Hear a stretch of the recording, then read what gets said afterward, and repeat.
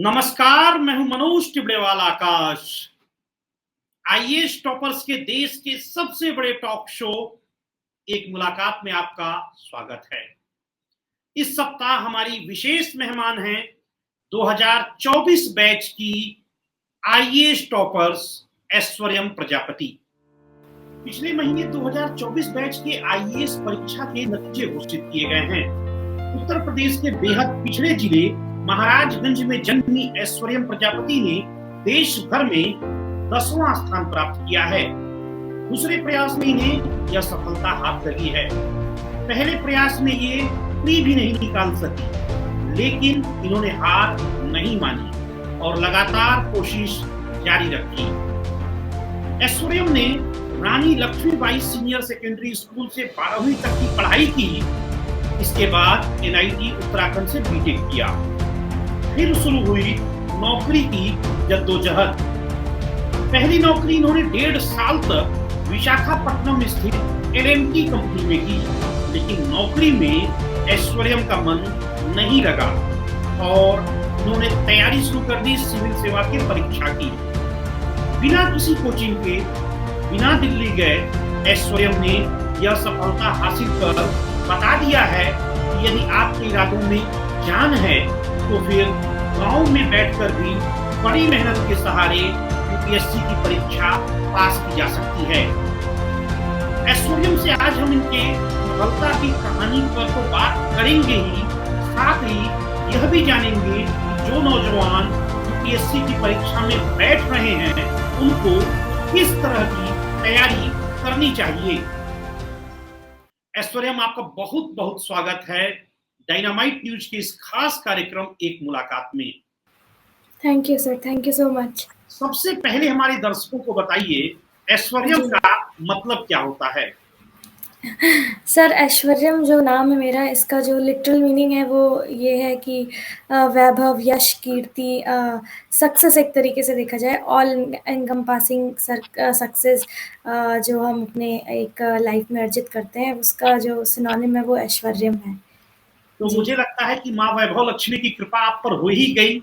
जी जी। ऐश्वर्यम, अब हम आपसे जानना चाहेंगे आपके परिवार के बारे में, आपके माता पिता के बारे में, कितने आप भाई बहन हैं, इनके बारे में हमें बताएं। सर, मेरे फैमिली में मेरे मम्मी पापा और मेरी मुझसे छोटी 2 सिस्टर्स हैं। तो बेसिकली हम 3 सिस्टर्स हैं। मेरे फादर एक प्रोफेसर हैं जो मैनेजमेंट साइंसेस पढ़ाते हैं लखनऊ में ही, और मम्मी मेरी हाउसवाइफ हैं। मेरी छोटी बहन जो मुझसे बाद की हैं वो हिंडाल्को में इलेक्ट्रिकल इंजीनियर हैं, और जो उनसे छोटी हैं वो अभी 8th क्लास में पढ़ रही हैं। बहुत ही प्राउड और सम्मान की बात है कि आपके माता पिता की 3 बेटियां हैं। मुझे याद आता है डॉक्टर मनमोहन सिंह जी प्रधानमंत्री रहे 10 साल तक। मुझे बहुत अवसर मिला प्रधानमंत्री डॉक्टर मनमोहन सिंह जी के साथ देश और विदेश में उनके साथ यात्राएं करने का, उनके साथ कवरेज करने का। डॉक्टर मनमोहन सिंह को भी 3 बेटियां थी और तीनों ने नाम रोशन किया, और आप भी अपनी बहनों के साथ मिलकर अपने माता पिता का नाम रोशन कर रही हैं। जी सर, बिल्कुल, धन्यवाद। ऐश्वर्यम, कब आपको पहली बार ऐसा लगा कि आप में आईएएस बनने की क्षमता है और आप बन सकती हैं? सर, आईएएस या फिर सिविल सर्विसेज में जाने का जो मेरा रुझान था वो काफ़ी पहले से डेवलप हो गया था, क्योंकि मेरे फादर हमेशा मुझे उस तरीके का इंटरव्यूज़ वगैरह दिखाते रहते थे। शुरुआत में जब हम छोटे थे तो डीडी नेशनल वगैरह पे बहुत सारे इंटरव्यूज़ आते थे, तो वो दिखाते रहते थे कि ये देखो इन्होंने ये एग्ज़ाम पास की है और ये जो है कि टॉप करके आए हैं वगैरह वगैरह। तो इंटरेस्ट तो वहाँ से डेवलप हुआ, लेकिन जो कहते हैं कि एक्चुअल जो इनर कॉलिंग जब ये हुई कि नहीं जाना है, वो ग्रेजुएशन के बाद लगा कि ठीक है कि अब जो है कि टाइम आ गया है, अब मुझे जो है प्रिपरेशन में जाना है। हालाँकि उस टाइम मैंने ये सोचा कि कोविड का टाइम चल रहा था, तो थोड़ा-सा बहुत ही ज़्यादा नेगेटिविटी थी फैली हुई, तो उस टाइम मैं तैयारी में बिल्कुल फ़ोकस नहीं कर पाती अगर शुरू करती। तब मैंने ये डिसीजन लिया कि मैं 1 साल जो है एक थोड़ा एक्सपीरियंस अपना गेन करूँगी बाहर जाकर, उसके बाद ही तैयारी शुरू करूँगी। ऐश्वर्यम, किस तरह की आपने तैयारी की सिविल सेवा की परीक्षा को क्रैक करने के लिए? सर, तैयारी मेरी बहुत ही फ़ोकस्ड और डेडिकेटेड थी। मैंने जो है कि पहले से मेरा रुझान था, लेकिन फिर भी मैंने बहुत पहले से स्टार्ट नहीं किया क्योंकि मैं हर चीज़ को अलग-अलग करना चाहती थी। सारी चीज़ें एक साथ लेकर नहीं चलना चाहती थी। तो शायद मुझे लगता है कि एक समय पे एक चीज़ जब फ़ोकस से करी जाए, तो वो उसका रिज़ल्ट बहुत ही कम समय में मिल जाता है। तो इसलिए मैंने अपना सब कुछ जो जॉब, ग्रेजुएशन सब कुछ निपटाने के बाद ही बहुत ही फ़ोकस्ड होकर सिर्फ़ एक ही लक्ष्य पे फ़ोकस करके ही मैंने तैयारी शुरू करी थी। और साल डेढ़ साल के पूरे जर्नी में मैंने सिर्फ़ और सिर्फ़ यूपीएससी की ही परीक्षा पे फ़ोकस किया था। जी। अपनी तैयारी के बारे में बताएँ, सुबह कब उठती थीं, रात में कब सोती थीं, किस तरह पढ़ाई करती थीं, क्या-क्या आपके सेल्फ गोल आपने तय किए थे? जी। सर पढ़ाई मेरी जो है कि दिन का रूटीन मैं अपना 8-8-8 में डिवाइड करती थी, तो 8-8 घंटे का मेरा होता था। 8 घंटे की पढ़ाई, 8 घंटे की नींद और बाकी मिसलेनियस 8 घंटा। तो मेरे साथ एक ये बड़ी परेशानी थी कि सुबह जल्दी नहीं उठ पाती थी मैं। हुँ। तो हालाँकि मैंने कोशिश करी 2-4 दिन पर मुझसे हुआ नहीं, तो मैंने अपने तरीके से जो मुझे सूट किया, उस तरीके से मैंने शुरू किया। तो मेरा जो पढ़ने का शेड्यूल शुरू होता था, वो दोपहर के 12 से 2 के बीच में शुरू होता था और वो रात के 2-3 बजे तक जाता था। तो वो वाला जो मेरा नाइट वाला शेड्यूल रहता था, वो मैं ज़्यादा फ़ोकस कर पाती थी। तो मैंने फिर अपने आप को उसी तरीके से पढ़ाई करी, बहुत ज़्यादा चेंज करने की कोशिश नहीं करी। पढ़ाई के दौरान मैं हमेशा टाइमर लगाकर पढ़ती थी क्योंकि मुझे पर्सनली ऐसा फ़ील होता था कि जब मैं टाइमर लगा के पढ़ती हूँ, तो मैं फ़ोकस्ड रहती थी और मुझे एग्ज़ैक्ट पता रहता था कि मैंने इतने नंबर ऑफ़ आवर्स डाले हैं अपने डेडिकेशन और फ़ोकस के साथ। ऐश्वर्या क्या आपने कोई कोचिंग भी ली इस गोल को अचीव करने के लिए या without coaching self guided? Sir coaching तो मैंने क्लासरूम कोचिंग कहीं से भी नहीं ली। जो भी मैंने चीज़ें ली वो सिर्फ़ और सिर्फ़ जो टेस्ट सीरीज़ होती हैं जिसमें हम टेस्ट लगाकर सबमिट करते हैं और वो चेक होकर आती हैं, वो वाली चीज़ मैंने एक कोचिंग से ली थी। बाकी किसी का भी क्लासरूम प्रोग्राम या फिर पेड मेंटरशिप ये सब मैंने रेफ़र नहीं किया था। जो भी चीज़ें थी मैंने ऑनलाइन फ्रीली अवेलेबल सोर्सेज़ से ही इकट्ठा करा और वहीं से अपनी तैयारी करी थी। जी। ऐश्वर्यम एक मुलाकात देश का सबसे बड़ा आईएएस टॉपर्स का शो है। पिछले 13-14 साल से मैं लगातार यूपीएससी टॉपर्स का इंटरव्यू कर रहा हूँ, चाहे डॉक्टर साफ फैसल हों, डॉक्टर जी, शेना जी। अग्रवाल हों, गौरव अग्रवाल हों, ईरा सिंघल हों, अतहर आमिर हों, वो एक अनु कुमारी हों, लंबी सीरीज है। जी। जो नौजवान इस समय एक मुलाकात को देख रहे हैं सोशल मीडिया के विभिन्न प्लेटफॉर्म्स पे, उन्हें आप क्या सलाह देना चाहेंगी कि वो किस तरह अपनी तैयारी को करें कि वे भी आपकी तरह आईएएस की परीक्षा को क्रैक कर सकें? जी सर, यही सलाह देना चाहूँगी सर कि हमेशा अपना लक्ष्य जो है, अपना लक्ष्य आपका खुद का लक्ष्य होना चाहिए। कभी भी आप किसी के कहने पर या किसी को देखकर एक जो बाहरी मोटिवेशन के कारण आप जो इस एग्ज़ाम में जाते हैं, वो चीज़ें ना करें क्योंकि ये एग्ज़ाम बाकी एग्ज़ाम से बहुत अलग है। आपको बहुत सारा टाइम और बहुत सारी डेडिकेशन के साथ इसको करना है। तो जब आपकी अंदर से इच्छा है और आपका अंदर से लक्ष्य है, आप किसी अंदर से मोटिवेटेड हैं इसको करने के लिए तभी इसमें जाएँ। दूसरी बात कि जब आप इसमें जाएँ तो हमेशा ये ध्यान रखें कि आपको जो भी कमीशन की साइड से आपको मिले हैं सिलेबस, आप उसकी बाउंड्री में रहें क्योंकि इसमें भटकाव बहुत ज़्यादा होता है जो है कि बच्चों का, एस्पिरेंट्स का। तो हमेशा उसकी बाउंड्री में रहें, हमेशा पहले एग्ज़ाम को समझें, उसकी डिमांड को समझें। हमेशा ये कोशिश करें कि आप कम पढ़ें लेकिन बार-बार पढ़ें और बहुत ज़्यादा कंटेंट बटोरने पे, बहुत ज़्यादा सोर्सेज़ बटोरने पे अपना ध्यान ना लगाएँ। तीसरी जो बात मैं ये बोलना चाहूँगी कि हमेशा खुद पर भरोसा रखें।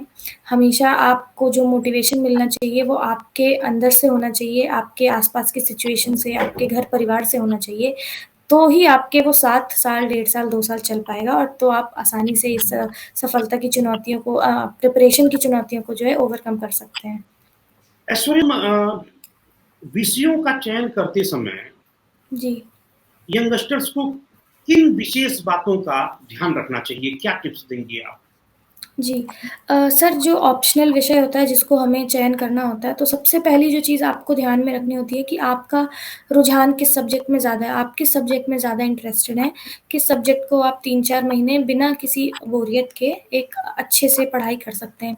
ये तो सबसे पहली बात हुई, इसका आपको पता लगता है जब आप शुरुआत के हिस्ट्री, ज्योग्राफ़ी ये सब चीज़ें पढ़ते हैं, एनसीईआरटी, तो आपको एक पता चल जाता है कि ठीक है, मुझे ये सब्जेक्ट अच्छा लगता है, मैं इसको चूज़ कर सकता हूँ अपने ऑप्शनल के लिए। दूसरी जो बहुत ही प्रैक्टिकल चीज़ है वो ये देखनी है कि मार्केट में क्या गाइडेंस कितना अवेलेबल है, अगर आपको टेस्ट देने हैं तो क्या उस सब्जेक्ट के टेस्ट अवेलेबल हैं, क्या उसके कोई अच्छे मेंटर्स हैं, इस तरीके की चीज़ें दूसरी आपको देखनी है। और तीसरा एक और प्रैक्टिकल जो रीज़न है कि आपको एक अपने में आइडिया होना चाहिए कि किस सब्जेक्ट में मार्क्स ज़्यादा उठ रहे हैं, क्या ट्रेंड रहा है, क्योंकि कहा कहने को तो ये मतलब इंटरेस्ट तो बेसिक चीज़ है, इंटरेस्ट तो मेन होना चाहिए, पर इसके अलावा ये 2-3 फैक्टर्स कि मार्क्स किस में ज़्यादा उठते हैं, किस में से ज़्यादा लोग निकल रहे हैं, ये सब चीज़ें भी एक आइडिया लगा के 3-4 चीज़ों को मिलाकर ही आपको विषय जो है चूज़ करना चाहिए। लेकिन हाँ, इंटरेस्ट वाली बात जो है वो सबसे ऊपर रखनी चाहिए कि आप जो है उसमें इंटरेस्टेड रहें। जी। आपके विषय कौन-कौन से थे? जी सर। सारे विषय वही थे जो सबके सेम होते हैं, जो ऑप्शनल जो चूज़ करना होता है सर वो मेरा समाजशास्त्र था, सोशियोलॉजी। जी। ऐश्वर्यम, हमने ये देखा कि जब सोशल मीडिया पे मैंने यह डाला कि जी। मैं ऐश्वर्यम प्रजापति का इंटरव्यू करूँगा, आप अपने जी। सवाल भेज सकते हैं। बहुत सारे सवाल हमारे पास आए हिंदी जी। पट्टी से, खासतौर पे जी। उत्तर प्रदेश, बिहार, राजस्थान, मध्य प्रदेश के नौजवानों ने एक सवाल भेजा जी। कि क्या उन लोगों के मन में एक दुविधा भी होती है कि क्या आईएएस की परीक्षा सिर्फ वही पास कर सकता है जो बहुत फर्राटेदार अंग्रेजी बोलता है? क्या यह जी। मिथ सही है या फिर हिंदी बोलने वाला भी आईएएस की परीक्षा क्रैक कर सकता है? इस बारे में आप क्या कहना चाहेंगे? सर देखिए लैंग्वेज का जो इश्यू है वो बिल्कुल भी एक बहुत ही बड़ा मिथ है, एक आप कह सकते हैं। हालाँकि देखा यही गया है कि अंग्रेज़ी मीडियम वाले छात्र-छात्राएँ जो है कि ज़्यादा इसमें परसेंटेज लेते हैं। पर फिर भी ये एक बहुत ही मतलब गलत विचार है कि हिंदी बोलने वाले बच्चे जो है इसमें पास नहीं हो सकते हैं। बहुत ज़्यादा आपको जो है कि इन सब बातों पे बहुत ज़्यादा ध्यान नहीं देना चाहिए। जो भी हिंदी मीडियम से बच्चे पढ़ कर आ रहे हैं, आप देखेंगे कि हर साल अच्छे खासे नंबर्स में बच्चे निकलते भी हैं, पास भी करते हैं ये परीक्षा। तो बात वही है कि सिलेबस को समझना, एग्ज़ाम की डिमांड को समझना और उतने ही मेहनत के साथ तैयारी करना। तो ये जब चीज़ें होती हैं, तो ये लैंग्वेज वाला जो मैटर होता है, ये बहुत ज़्यादा मायने नहीं रखता है। कुछ-कुछ चीज़ें होती हैं, जैसे कि हिंदी मीडियम के छात्रों को थोड़ा-सा लिखने में जो है समय ज़्यादा लगता है, वहीं कंपैरेटिवली उसी कंटेंट को इंग्लिश में लिखने में थोड़ा समय कम लगता है। तो लेकिन तैयारी उस हिसाब से होनी चाहिए, पर्सनलाइज़्ड होनी चाहिए। तो मुझे नहीं लगता कि ऐसी कोई बात है कि इंग्लिश बोलने वाले ही बच्चे सेलेक्ट होते हैं, ऐसा तो बिल्कुल नहीं है सर। जी। आपका मीडियम कौन-सा था? अंग्रेजी था या हिंदी था? सर मेरा मीडियम अंग्रेज़ी था।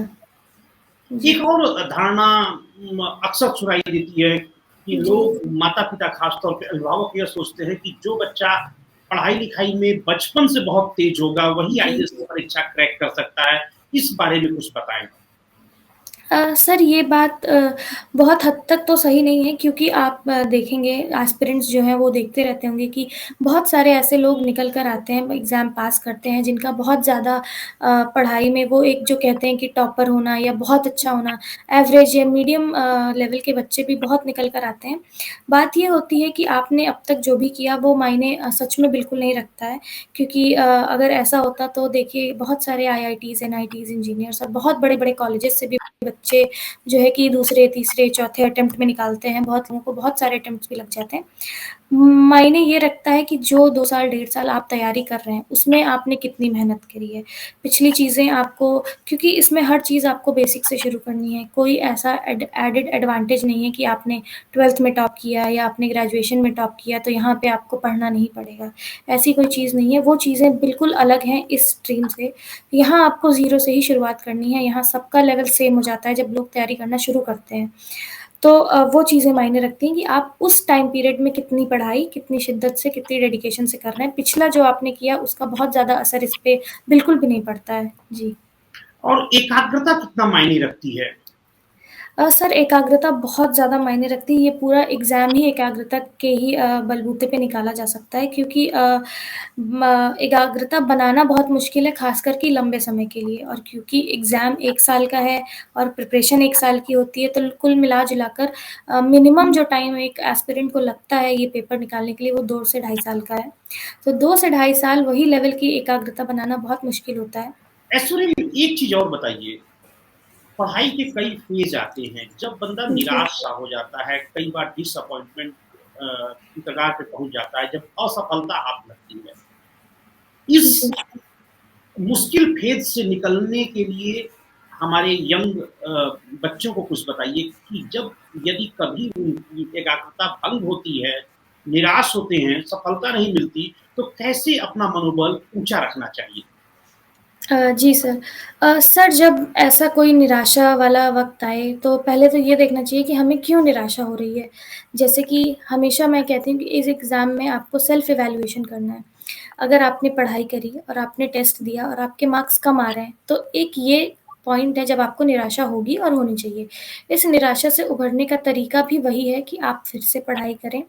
आप जब इम्प्रूव करने लगेंगे, आज आपके 40 नंबर आए, 2 दिन बाद आपने टेस्ट दिया, आपके 50 नंबर आए, तो ये जो विज़िबल चीज़ है जहाँ से आपको मोटिवेशन मिलेगा, जब इन चीज़ों से आप मोटिवेशन लेंगे, तो आपकी निराशा बहुत जल्दी दूर होगी।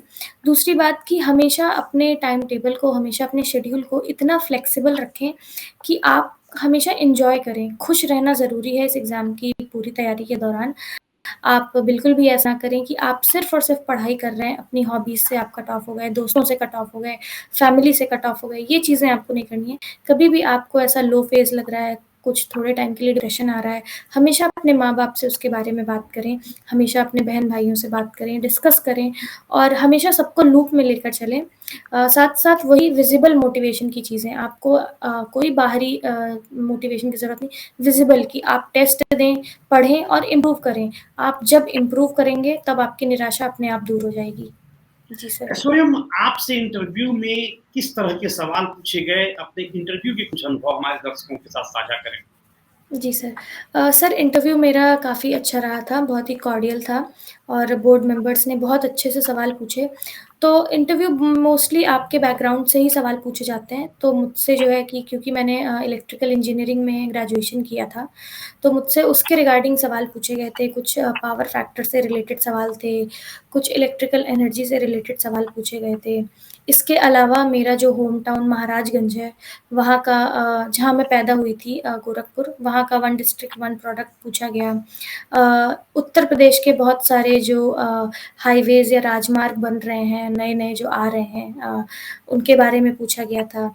इसके अलावा करंट अफ़ेयर्स जो देश-विदेश की जो नीतियाँ चल रही हैं रोज़मर्रा की चीज़ें क्या देश में हो रही हैं, कोई ऐसा बड़ा इश्यू अगर चल रहा है नेशनल लेवल पे या इंटरनेशनल लेवल पे, तो उसके बारे में पूछा गया था। तो मेनली पूरा का पूरा इंटरव्यू एक बैकग्राउंड पे ही रिलेटेड था मेरा। जी।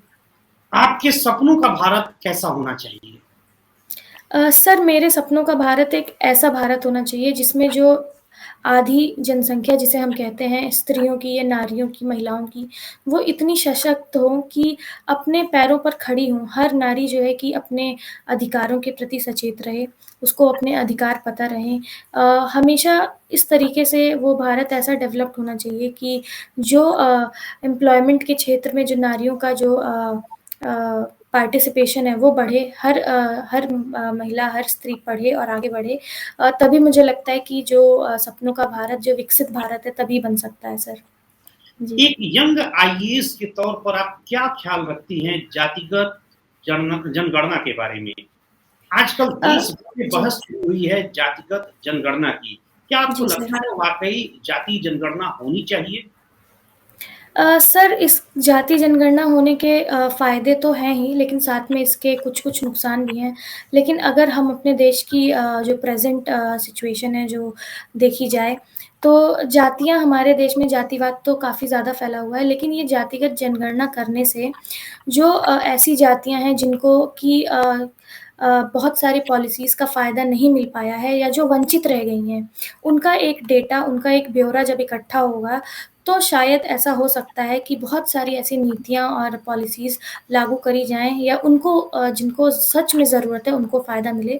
तो एक ये जो जनगणना है, इससे एक ये सबसे बड़ा फ़ायदा है।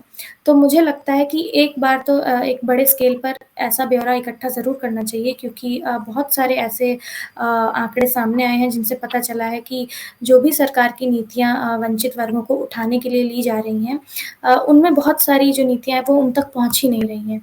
तो इस हिसाब से मेरा ये मानना है कि ज़रूर एक बार जनगणना जातीय जनगणना होनी चाहिए सर। जी। नुकसान क्या देखती हैं? सर नुकसान एक यही है कि उससे जातियों का जो जातिवाद है वो एक जो फ़ीलिंग होती है कि हम इस जाति से, उसको एक बढ़ावा मिल जाएगा कि ऑलरेडी हमारे कंट्री में इतना जातिवाद फैला हुआ है, कास्टिज़्म जिसको कहते हैं, जो गुटबाज़ी जो होती है, हर समाज के वर्ग अपने समाज को एक अलग समाज मानते हैं। वो जो एक भावना है वो और मज़बूत हो जाएगी। इसका एक ये बहुत बड़ा जो नुकसान आगे आने वाले समय में देखा जा सकता है। तो यही एक बड़ा नुकसान है। दूसरा जो प्रैक्टिकल चीज़ें हैं कि ऑलरेडी जो है कि हमारी जनगणना एक नेशनल लेवल पे होती है, उसके अलावा इसे साथ में करना, एक वो प्रैक्टिकल कंसिडरेशन भी आ जाता है कि क्या ये पॉसिबल है इतने सारे हज़ारों 3 से 4,000 जातियाँ हैं, उनके बारे में डेटा इकट्ठा करना, उनको कंपाइल करना। जी। ऐश्वर्यम, करप्शन एक बहुत बड़ी समस्या है हमारे जी। देश में। पूरा जी सर। सिस्टम जो है इससे प्रभावित है। जी सर। खास तौर पर गाँव के लेवल पे, तहसील के लेवल पर, जिलों के लेवल पे जो थाने और तहसील हैं, अक्सर आरोप रखते हैं कि यहाँ जी पर सर। जमकर भ्रष्टाचार होता है, किसी भी फरियादी से हर बात की रिश्वत ली जाती है। आपको एक जी यंग सर। आईएएस के तौर पर क्या लगता है, क्या मैकेनिज़्म हमारी सरकारों को अडॉप्ट करना चाहिए कि थाने और तहसील लेवल से करप्शन दूर हो? सर स्थानीय और तहसील लेवल पे करप्शन जो आप बात कर रहे हैं वो बहुत ज़्यादा अपने देश में है क्योंकि छोटे लेवल से ही धीरे-धीरे वो बढ़ के ऊपर तक जाता है। इसके लिए एक बहुत ही प्रैक्टिकल और बहुत ही जो है कि सॉल्यूशन निकालना चाहिए सरकार को जैसे कि आप कह सकते हैं कि अ, हमेशा जो है कि जो भी तहसील पे या पंचायत के लेवल पे जो भी कार्यकर्ता लोग हैं उनको जो है कि उनको एक एथिकल ट्रेनिंग जो हम कहते हैं, जो उनके एथिक्स के बारे में उनको जागरूक करें कि ये चीज़ें गलत हैं। इसके साथ-साथ जो भी हमारे टेक्नोलॉजी का जो यूज़ शुरू हो गया है आज के ज़माने में जैसे कि आपको देखें कि जो भी गरीबों को जो है कि जनधन योजना के तहत जो है कि डायरेक्ट बेनिफिट ट्रांसफ़र जो चीज़ें शुरू हो गई हैं। तो इन चीज़ों से जो बीच के लोगों का जो एक हम टर्म यूज़ करते हैं मिडलमैन या बिचौलिए, इनका जब रोल ख़त्म होगा धीरे-धीरे नीचे के लेवल्स पे, तो ज़ाहिर-सी बात है कि ये करप्शन का लेवल ज़रूर घटेगा।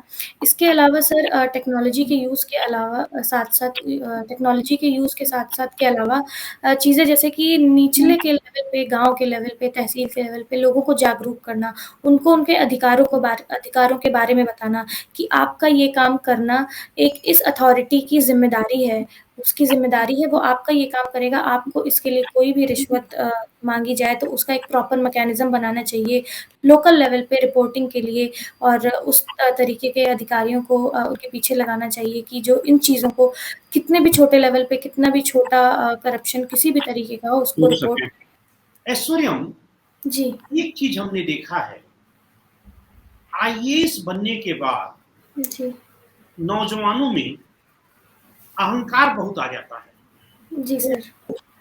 आई एम सुप्रीम, मैं आईएएस हूँ, मैं जो कर रहा हूँ वही सही है, बाकी सामने जी, वाले गलत हैं। अधिकतर आईएएस अफ़सर की मानसिकता मैंने ये पढ़ी है। जी। आप कैसे सुनिश्चित करेंगी कि जो आज आपकी सोच है, वो 10 साल बाद ना बदले, अहंकार आप पर हावी ना हो? जी सर। सर यही एक तरीका जो मेरा जो सुनिश्चित करने का है कि मेरे अंदर कभी अहंकार ना आए, वो यही है कि मुझे हमेशा याद रहेगा कि मैं कहाँ से आई हूँ। मैंने कहाँ से अपनी शुरुआत करी, किस क्षेत्र से, किस राज्य से, किस सामाजिक जो है कि सिचुएशन से मैं उभर कर आई हूँ। हमेशा वो बात हर इंसान को कोई कितने भी बड़े पद पर प्रतिष्ठित रहे, हमेशा उसको अपना जो पास्ट है, जहाँ से वो उठकर आया है, उसके बारे में सोचना चाहिए। क्योंकि हम लोग जो है कि गाँव समाज से जुड़े हुए लोग हैं, तो हमेशा हमें वो बात याद रहेगी कि किससे किस तरीके से बात करनी है, किससे किस तरीके का व्यवहार करना है। तो वो चीज़ें मुझे लगता है कि हर इंसान को जो ज़मीनी जुड़ाव होता है, कभी भी उसे नहीं छोड़ना चाहिए। बहुत ही कारगर साबित होता है आपके पर्सनैलिटी को बहुत ही हम्बल बनाने में और हमेशा याद रखना चाहिए कि आप जिस क्षेत्र से, जिस समाज से, जिस गाँव से जुड़े हुए हैं, उसकी उनके लोगों की क्या एक्सपेक्टेशंस है आपसे, क्या व्यवहार वो आपसे उम्मीद रखते हैं, किस व्यवहार की, वही एक जो ज़मीनी जुड़ाव है आपको याद रखना है ताकि आपके अंदर कभी भी अहंकार की भावना ना आए। जी। जी, अपने अतीत को याद रखना चाहिए। जी, बहुत अच्छा बिल्कुल। बात बोली ऐश्वर्यम जी। आपने। ऐश्वर्यम, आप अपना रोल मॉडल किसे मानती हैं? जी सर। सर मैं अपना रोल मॉडल अगर फैमिली में देखा जाए तो अपने पिताजी को मानती हूँ। लेकिन उनके अलावा भी जो जिनसे मुझे बहुत प्रेरणा मिलती है वो बाबा साहब अम्बेडकर हैं। उनसे सबसे ज़्यादा जो प्रेरणा मुझे मिलती है वो इस बात की प्रेरणा मिलती है कि शिक्षा को उन्होंने जो एक टूल बनाया आपके व्यक्तित्व के विकास का और समाज के विकास का और खुद के विकास का, वो चीज़ मुझे बहुत जो है कि अंदर से मोटिवेट करती है। हमेशा उनकी बहुत सारी बातें जो मैं पढ़ती हूँ, तो हमेशा मुझे एक बात उनकी याद रहती है कि भले ही आपके पैरों में जूते ना हों, पर आपके हाथ में हमेशा किताबें होनी चाहिए। तो किताबों का, शिक्षा का जो महत्व ख़ासकर कि महिलाओं के लिए जो उन्होंने वंचित वर्गों के लिए उन्होंने जो इस समाज में दिया, वो एक बहुत ही जो है कि एक आइडल के रूप में रहता है मेरे लिए हमेशा। ऐश्वर्यम, अब कुछ पर्सनल सवाल आपसे पूछेंगे। जी सर। अ, अन्य लड़कियों की तरह क्या कुछ आपको पसंद है, विशेष शौक है? खाना बनाना, डांस करना, फ़िल्में देखना, ट्रैवल करना, क्या कुछ पसंद है जी। आपको? सर सबसे ज़्यादा जो मुझे पसंद है वो ट्रैवल करना पसंद है, तो मुझे हमेशा नई-नई जगहों का देखने का बहुत शौक रहता है। खाना बनाना जो है ये मेरा एक बहुत ही वीक एरिया है तो मुझे किचन के नाम से बहुत ही ज़्यादा घबराहट होती है, तो मैंने कभी किचन में घुसकर काम किया भी नहीं है क्योंकि मैं हमेशा पढ़ाई में लगी रहती थी। हालाँकि शौक-शौक में 1-2 बार की बात अलग होती है पर इस वाले डिपार्टमेंट से थोड़ा मेरा नाता बहुत कम रहा है और मैं बहुत इंटरेस्ट भी नहीं लेती। बट इसके अलावा घूमना जो है कि नई-नई जगह देखना, दोस्तों के साथ ट्रिप पे जाना और ये सब चीज़ें मेरे पसंद की चीज़ें हैं कि ये सब मैं करना पसंद करती हूँ। आपके जीवन का लक्ष्य क्या है? सर जीवन का लक्ष्य मेरा एक जो था कि एक अपने पिताजी का, माताजी का नाम रोशन करना, एक अच्छे पद पर आईएएस बन के दिखाना, वो तो एक लक्ष्य मेरा पूरा हो चुका है। इसके अलावा जो इस सर्विस में आने के बाद जो लक्ष्य है, वो यही है कि कुछ ऐसा करें जिससे कि हमारे आस-पास के, हमारे गाँव समाज की लड़कियों का ख़ास करके क्योंकि मेरे हमेशा बहुत करीब रहती है ये चीज़ कि लड़कियाँ पढ़ें और वो आगे बढ़ें। तो इसके क्षेत्र में मैं अपने पूरे जो सर्विस का मेरा जो टेन्योर है उसमें एक ऐसी चीज़ करना चाहूँगी जिसके बारे में सब जानें और जिससे बहुत सारी लड़कियाँ आगे निकल के आएँ, उनको मौका मिले, वो पढ़ें और आगे बढ़ें। आखिरी सवाल, जी। जो लड़के आपकी तरह यूपीएससी की परीक्षा में पास होना चाहते हैं, जी। उनको आपका सक्सेस मंत्र क्या है? उनको सबसे पहला सक्सेस मंत्र ये है कंसिस्टेंट रहें। कभी भी ये ना करें कि आज पढ़ा, कल नहीं पढ़ा, परसों पढ़ा, नरसों नहीं पढ़ा या 1 महीने पढ़ लिया, 20 दिन नहीं पढ़ा, कभी भी ये काम ना करें। आपको एक ही काम बार-बार करना है, पढ़ाई करनी है, हर रोज़ करनी है, जितनी भी आप करते हैं 5 से 6 घंटा, 8 घंटा, 10 घंटा, जितनी भी आप करते हैं, आपको हर दिन करनी है। और दूसरी बात ये कि कुछ ऐसी चीज़ें जो आपके सेल्फ इवैल्यूएशन के लिए ज़रूरी होती हैं, जैसे कि टेस्ट देना, उनके मार्क्स देखना, लोगों से कंपेयर करना, दूसरे टॉपर्स की कॉपीज़ देखना, ये सब छोटी-छोटी चीज़ें जो होती हैं, इनको कभी नज़रअंदाज़ ना करें। जी। बहुत-बहुत धन्यवाद ऐश्वर्यम आपका। आईएएस टॉपर्स के देश के सबसे बड़े टॉक शो एक मुलाकात में हमारी गेस्ट बनने के लिए। तो ये थी 2024 बैच की आईएएस टॉपर ऐश्वर्यम प्रजापति, जिन्होंने कहा कि आज भी हमारे समाज में लड़के और लड़की के बीच भेदभाव किया जाता है, इसे समाप्त किया जाना चाहिए और साथ ही जिले और तहसील और थाने स्तर पर करप्शन को रोकने के लिए अधिक से अधिक टेक्नोलॉजी का प्रयोग होना चाहिए और साथ ही साथ लोगों में जागरूकता का अभियान चलाना चाहिए। अगले सप्ताह आपसे फिर मुलाकात होगी देश की किसी और एक बड़ी चर्चित हस्ती के साथ। तब तक मुझे दीजिए इजाजत।